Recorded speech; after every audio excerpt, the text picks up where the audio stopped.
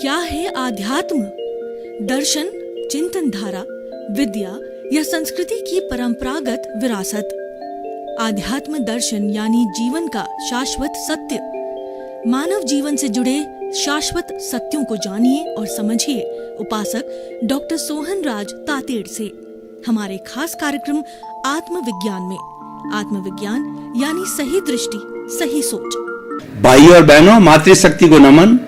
Studio में आपका हार्दिक स्वागत है, अभिनंदन है, सत्कार है। आत्मविज्ञान साइंस ऑफ द सोल कार्यक्रम के अंतर्गत हम आपको सही दृष्टि, सही सोच, राइट विजन, राइट थिंकिंग के तहत आपके जो नकारात्मक सोच है, आपकी जो रॉन्ग बिलीफ है, उसको हम सकारात्मक में बदलते हैं और आपकी रॉन्ग बिलीफ को राइट बिलीफ में बदलते हैं, ताकि आपको सही रास्ता मिल जाए, राइट विजन मिल जाए, राइट पाथ मिल जाए और आप एक अच्छे इंसान बन सको। क्योंकि अगर आपने पाथ गलत लिया है तो आप अच्छे इंसान नहीं बन सकते हो। तो इसीलिए ये सारा कार्य हम अलग अलग एपिसोड्स के माध्यम से करते हैं। तो आज का हमारा बहुत ही सुंदर विषय है कि पुरुष एवं प्रकृति का भेद। भाइयों और बहनों, बहुत ही सुंदर विषय है। दो शब्द आते हैं, पुरुष और दूसरा प्रकृति। ये सांख्य की भाषा में बात करें तो सांख्य जो है पुरुष को कहता है शुद्ध आत्मा, जो भीतर विराजमान शुद्ध तत्व है, शुद्ध आत्मा है, उसको पुरुष बोलता है। और प्रकृति ये सारी माया है। ये जितना हमारे व्यवहार जगत के अंदर चलता है वह सारी प्रकृति है। प्रकृति को हम कुदरत भी कह सकते हैं। कुदरत ये सारी सृष्टि है, सारी दुनिया है और ये सारा जो चराचर जगत है, जिसको कि हम कॉस्मॉस कह सकते हैं और जिसको हम कुदरत कहते हैं, ये सारी सृष्टि प्रकृति है। और प्रकृति व्यक्तिगत भी होती है और प्रकृति जो है पूरी कुदरत भी होती है, वह भी प्रकृति कहलाती है। तो प्रकृति जो है और पुरुष के अंदर भेद है। पुरुष जो है वह एक इटर्नल एलिमेंट है जो कि शाश्वत है और उसके साथ साथ के अंदर वो चैतन्यमय है। पुरुष और प्रकृति का जो मुख्य भेद है वह है कि पुरुष जो है वो चेतन तत्व है और प्रकृति है ये जड़ तत्व है। प्रकृति अगर व्यक्तिगत रूप से हम लेवें तो प्रकृति व्यक्ति साथ लेकर के आता है। यानी जितना भी जड़ पदार्थ है, जितना भी कर्म है, वो व्यक्ति पूर्व जन्म के अंदर जैसे जैसे कॉजेस डालता है, जैसे जैसे डीड्स करता है, जैसे जैसे भाव करता है और उस भाव सत्ता के अनुरूप जो कर्म बीज पड़ते हैं वो अगले जन्म में जाकर के वो द्रव्य कर्म बनते हैं और वही प्रकृति है। और ये सारी प्रकृति जीवन भर भुगतान के रूप में चलती है। यानी उदय भाव बोला जाता है उसको जो है प्रारब्ध बोला जाता है। ये सारा उदय और प्रारब्ध है, ये सारी प्रकृति है। और चेतन तत्व जो है स्थायी है, वो सच्चिदानंद है। सत्य, चित्त और आनंद। सत का मतलब विनाशी और चित्त का मतलब ज्ञान दर्शन और आनंद जिसका लक्षण है। यानी पुरुष वह चेतन तत्व है जो अविनाशी है और ज्ञान और दर्शन जो है उसका लक्षण है और आनंद है उसकी प्रॉपर्टी है। उसको पुरुष बोला जाता है। और हमारी भारतीय संस्कृति में पुरुषत्व को प्राप्त करना यानी जो भीतर हमारा प्रभु विराजमान है, भीतर जो बॉन्डेड सोल है, उसको उज्जवल करके और इसको जड़ पदार्थ से अलग करना है। ये प्रकृति और पुरुष का हो जाना अलग अलग कहलाता है। और प्रकृति जो है वह सारी प्रकृति के अधीन है, कुदरत के अधीन है। देखिए, तीन चीजें आती है, कुदरत, कुदरती रचना और कुदरत का कानून। ये सारी प्रकृति है। ये प्रकृति जो है इसका सारा मनुष्य जब जन्म लेता है और मृत्यु तक जाता है, उसके जितने कार्यकलाप होते हैं, मन वचन काया की जितनी प्रवृत्तियां होती है और मन वचन काया की सारी जितनी अवस्थाएं होती है, सो प्रकृति के अधीन होती है, वो कुदरत के अधीन होती है। कुदरत और प्रकृति एक ही चीज है। कुदरत जो है ये पंचभूतात्मक है। पृथ्वी, जल, अग्नि, वायु और आकाश से जो है 5 भूतों से प्रकृति या 5 भूतों से कुदरत बनी हुई होती है। और कुदरत ही 84 लाख जीवा योनि के प्राणियों यानी वो उत्पत्ति स्थान है। वो लिविंग सोल्स की संख्या तो असंख्य अनंत है, लेकिन वो बर्थ प्लेसेस होने के कारण उसको 84 लाख जीवा योनियां बोला जाता है। नहीं, समस्त चराचर जगत के लिविंग्स बीइंग्स है वो पृथ्वी, जल, अग्नि, वायु, आकाश 5 भूतों से जन्म लेते हैं। और जितना जितना उनका आयुष्य काल होता है, आयुष्य काल का मतलब जीवन काल, ये जो जीवन काल जो है वो व्यक्ति अपने पूर्व जन्म से साथ में लेकर के आता है। और ये जो उसके अधीन सारा समय चलता है उससे एक क्षण भी अधिक जो है, आयुष्य से एक क्षण अधिक भी आत्मा इस शरीर के अंदर नहीं रह सकती है। उससे इसको छोड़ना पड़ेगा। और ये छोड़ करके उसको फिर जो इस जन्म के अंदर जितने कॉजेस की चार्जिंग की है, जितनी प्रतिष्ठित आत्मा ने जो है चार्जिंग किया है राग द्वेष के अधीन होकर के, अभिप्राय ओपिनियन के अधीन होकर के, किसी को दोषित दे करके, किसी को दुख दे करके जो कुछ भी चार्जिंग किया है, वो चार्जिंग जो है वह इस जन्म का इकट्ठा हुआ अगले जन्म में डिस्चार्ज चलता है। और इस जन्म में जो डिस्चार्ज चल रहा है वो सारी प्रकृति है।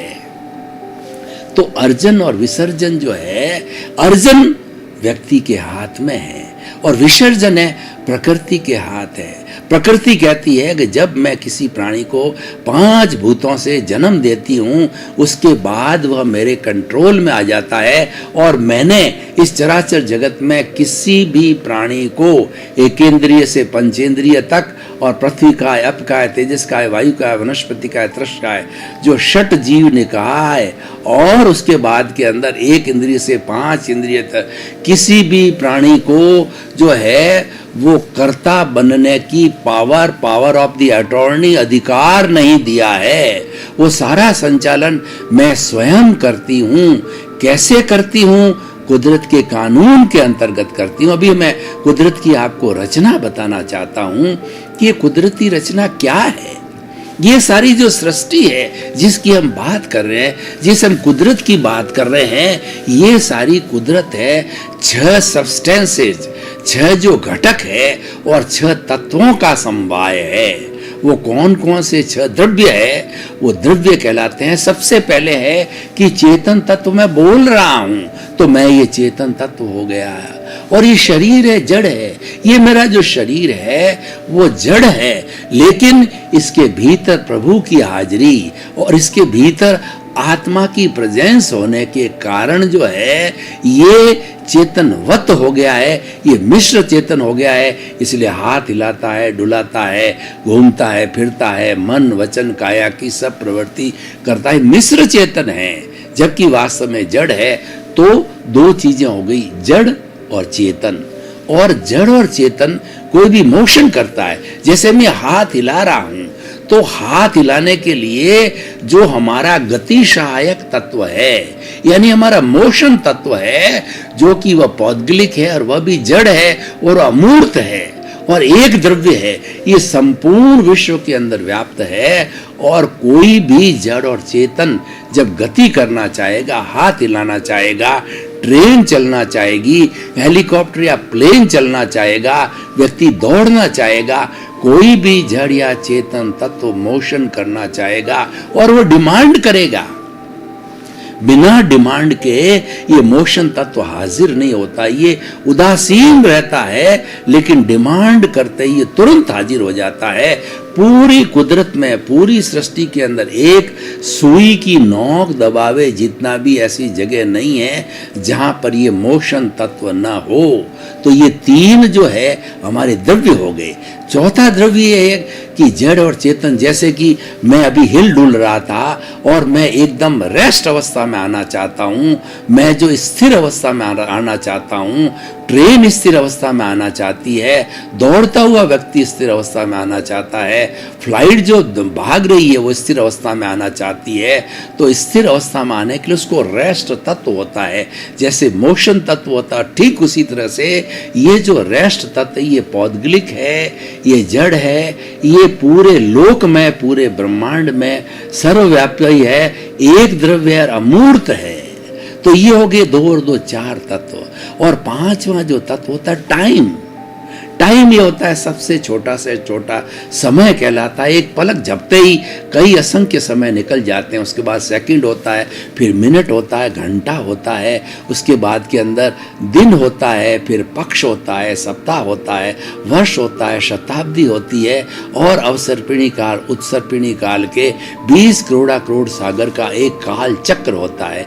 ये सब वर्तना करते हैं, ये सब समय है, हमको समय बताते हैं। अब जो ये वर्तना करने वाले हैं, अब मैं छठा द्रव्य बताता हूं, है वो है स्पेस, टाइम। ये 6 द्रव्यों को विज्ञान ने मान्य किया है, विज्ञान सम्मत है, और वही कुदरत है, वही सृष्टि है, और वही सृष्टि कुदरत के कानून के अंतर्गत जो है वह चलती। मैं कुदरत का कानून बताऊंगा तो भाई और बहनों आप अच्छी तरह से कुदरती रचना को समझ लें कि कुदरती रचना 6 द्रव्यों से बनी है।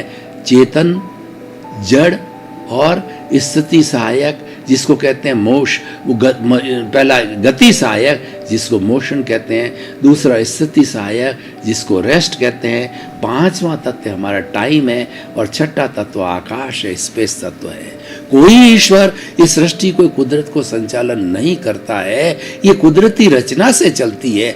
6 द्रव्य जो संपूर्ण कुदरत में, संपूर्ण विश्व में हाजिर है, संपूर्ण प्रकृति में हाजिर है, वही ये कार्य करते हैं।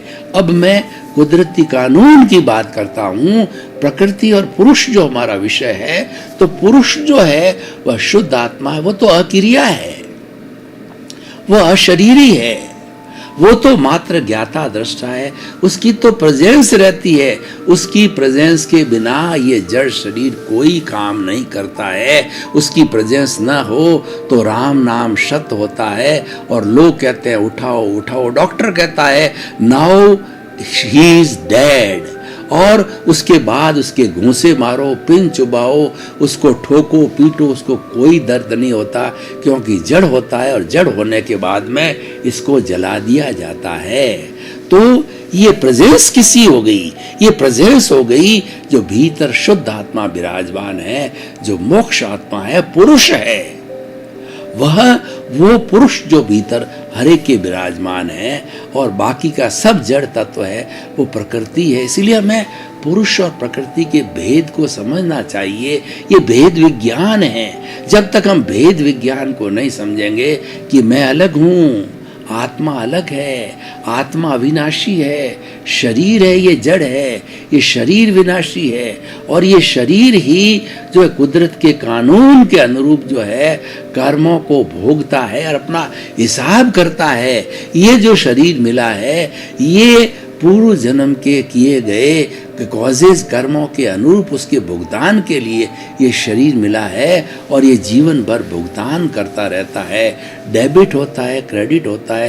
कोई इस शरीर को सुख पहुंचाता है, कोई दुख पहुंचाता है, कोई सम्मान करता है, कोई तिरस्कार करता है, कोई लाभ देता है, कोई हानि देता है, और ये कोई पुण्य होता है, कोई पाप होता है। उसके अनुरूप जो है ये जीवन भर की पूरी फिल्म मन वचन काया की तीनों बैटरियां जो है वह डिस्चार्ज होती रहती है।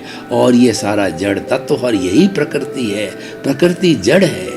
तो इसीलिए हमें ये बहुत बड़ा कॉन्सेप्ट है, पुरुष और प्रकृति का भेद को जानना चाहिए।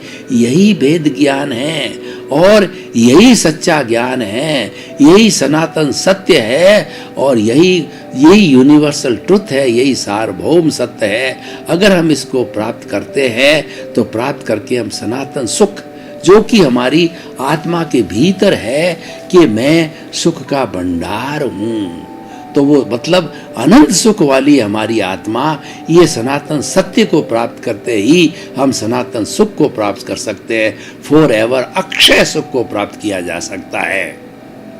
तो भाई और बहनों, ये भेद विज्ञान के लिए ये विषय रखा। अब इस विषय को मैं आज की कसौटी पर कसना चाहता हूँ कि पुरुष और प्रकृति का भेद करने से व्यक्ति को क्या लाभ होगा, समाज को क्या लाभ होगा और विश्व को क्या लाभ होगा। देखिए, कोई व्यक्ति शरीर को ही आत्मा मानता है, भेद नहीं करता है, भेद नहीं करता तो इंद्रिय सुख के अंदर वो चला जाएगा। वो eat drink and B Mary करेगा। वो 5 इंद्रिय सुख के अतिरिक्त कोई भी चिंतन नहीं करते, वो कर्ता भाव के अंदर आ जाएगा। वो समझेगा कि धन मैंने कमाया, ये परिवार मेरा है और इस परिवार का पालन पोषण मैं करता हूँ। मैं बड़ा लेखक हूँ, मैं बड़ा वकील हूँ, मैं बड़ा इंजीनियर हूँ, मैं बड़ा चार्टेड अकाउंट हूँ, बड़ा लेखक हूँ और मैं प्रोफेसर हूँ। इस तरीके की वो सारा कर्ता भाव में चला जाता है, क्योंकि उसको भेद विज्ञान नहीं है।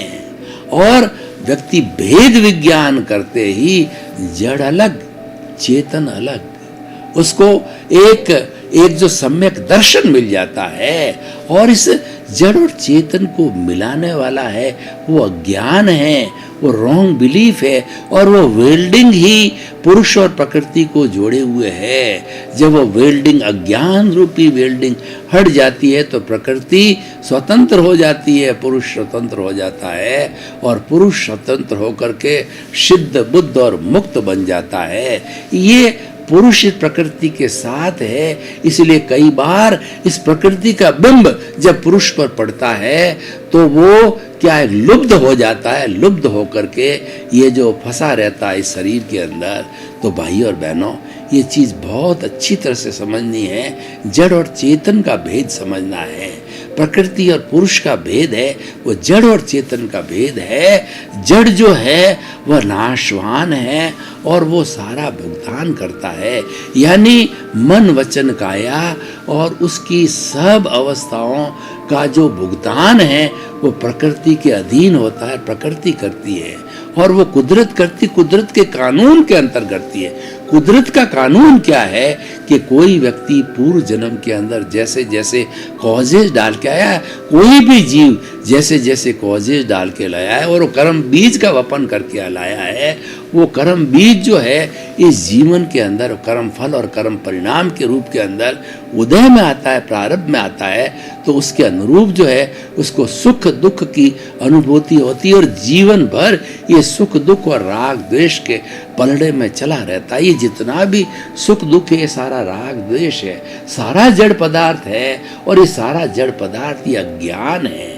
और ये अज्ञान के कारण ही व्यक्ति 84 लाख जीवा योनि के अंदर चलता रहता। और जब ये जड़ तत्व यानी अज्ञान अलग हो गया तो ये जो प्रकृति अलग हो जाएगी, पुरुष अलग हो जाएगा। पुरुष जो है सिद्ध, बुद्ध और मुक्त बन जाएगा और इस प्रकृति के जो जड़ तत्व है वो जाकर के और वापस प्रकृति के अंदर विलीन हो जाएंगे। तो कुदरत का कानून यह है कि जो व्यक्ति पीछे से प्रारब्ध लेकर के, पीछे जन्म से जैसे जैसे कर्मों को लेकर के आता है, जैसे जैसे भाव कर्म करता है और इस जन्म में आके वो द्रव्य कर्म बन जाते हैं, तो उन सब द्रव्य कर्म को भुगतान करने के लिए संयोग जुटाने का, निमित्त जुटाने का कार्य है वो हमारी कुदरत का है। वो कुदरत का कानून है। कुदरत का कहती है कि जैसा जैसा उपादान के अनुरूप उदय और जो प्रारब्ध चलता है उसके अनुरूप किस व्यक्ति को हाजिर करना निमित्त को, वो सब मेरा काम है। और मैं उसको जैसे उदाहरण के तौर पर देखिए, पूर्व जन्म के अंदर कोई व्यक्ति प्रतिष्ठा करके आया है कि मुझे जो है वो एक अच्छा बंगला मिले।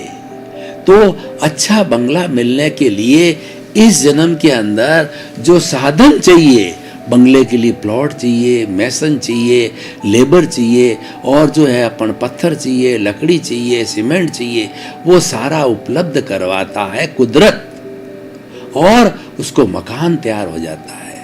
कोई व्यक्ति पिछले जन्म के अंदर ये प्रतिष्ठा करके आता है, ये भाव करके आता है कि मुझे अच्छा इंजीनियर बनना है, तो कुदरत जो है वो साधन जुटाती है कि उसको जब जो है वो 10+2 करने के बाद के अंदर उसको IIT में या इंजीनियरिंग कॉलेज के अंदर एडमिशन दिलाने का कार्य कुदरत करती है। ये सब कुदरत के अधीन होता है और उसके अंदर व्यक्ति अगर अपने आप को अहंकार के वशीभूत होकर के या जो राग द्वेष के वशीभूत होकर के अपने आप को कर्ता मान लेता है तो अज्ञानता के बीज डाल देता है। और वही व्यक्ति जो है वो ये मानता है कि मैं तो एक निमित्त हूँ, जैसे कि अन्य अन्य निमित्त जो इस प्रकृति के अंदर जो 6 हमने तत्व बताए वो सब निमित्त है और उसके अलावा व्यक्ति निमित्त हो सकता है, वस्तु निमित्त हो सकता है। तो मैं भी उसके अनुरूप जो है एक निमित्त मात्र हूँ। तो वो बहुत बड़े कर्मों के बंधन से, बहुत बड़े कर्म बीज डालने के लिए कॉजेज डालने से बच जाता है। और जब कॉजेज नहीं पड़ते हैं तो अगला जन्म फिर नहीं होता है और व्यक्ति जो है वो कुछ ही समय के अंदर अपने जितने भी डिस्चार्ज कर्म बर्फ की सीला की तरह उसके साथ है उसको डिस्चार्ज होकर के और वह सिद्ध बुद्ध मुक्त बन सकता है। तो भाई और बहनों, बहुत ही सुंदर विषय है। हमें प्रकृति और पुरुष को एक नहीं मानना है। प्रकृति और पुरुष दो अलग है। जो अनात्मवादी होते हैं, जो कि जैसे चारवाक वगैरह है, वो प्रकृति पुरुष को एक ही मानते हैं। चारवाक कहते हैं कि आत्मा नाम की कोई चीज होती ही नहीं है। वो उन्होंने उदाहरण दिया है कि जब शराब बनाई जाती है तो उसके अंदर गुड़ है, गेहूं है और कुछ मिश्रण डाल करके और उसको कई दिनों तक सड़ाया जाता है। सड़ करके वो द्रव्य रूप में, ठोस द्रव्य रूप के आपस के गुड़ वगैरह के और जो है वो हमारे गेहूं के साथ में और भी कई चीजें मिश्रण होकर के वो द्रव्य बन जाती है। तो वह जो है शराब बन जाती है। शराब के अंदर मादकता आ जाती है। चारवाक कहता है ये मादकता जो है वो ऑटोमेटिकली पैदा हुई है। तो ठीक उसी तरीके से ये पंचभूतात्मक पृथ्वी का ये जब शरीर बनता है तो उसके भीतर ऑटोमेटिकली चेतना जागृत हो जाती है और शरीर समाप्त होता है तो चेतना भी समाप्त हो जाती है। वो पुनर्जन्म में विश्वास नहीं करता है। वो ये कह रहा है न तो पीछे जन्म में आत्मा थी, जन्म होता ही नहीं है पिछला। वो तो कह रहा है ये शरीर जो है एक बार ही मिलता है एंजॉय करने के लिए, बार बार वो पुनर्जन्म में और आत्मा में विश्वास करता ही नहीं। इसलिए वो कहता है eat drink and B Mary, कि आपको सुखी रहने के लिए आप घी पियो और घी पीने के लिए आप कर्जा लो। यानी वो जो है आपको कहता आप स्वतंत्र रूप से निर्वाह करो। तो भाई और बहनों, ये प्रकृति और पुरुष का भेद बहुत ही सुंदर विषय है और ये सबसे बड़ा ज्ञान है और यही सनातन सत्य है और यही वास्तव के अंदर सच्ची दृष्टि है। भाई और बहनों, आपका बहुत बहुत धन्यवाद। आप हमारा आत्मविज्ञान कार्यक्रम बराबर देख रहे हो। आत्मविज्ञान कार्यक्रम आपकी अज्ञानता को मिटाकर आपको ज्ञान देता है, आपको सनातन सत्य बताता है कि जैसी दृष्टि वैसी सृष्टि। दृष्टि विज्ञान देता है कि आप कुदरती रचना और कुदरत के कानून के अंतर्गत आप शाश्वत सुख को प्राप्त कर सकते हो। यही आत्मविज्ञान का लक्ष्य है और यही आत्मविज्ञान कार्य कर रही है अलग अलग एपिसोड्स के माध्यम में। इसी क्रम में आपका जीवन आनंदमय हो, मंगलमय हो, सुखमय हो। आपके प्रति बहुत बहुत शुभकामनाएं। आत्मविज्ञान में आत्मविज्ञान यानी सही दृष्टि, सही सोच।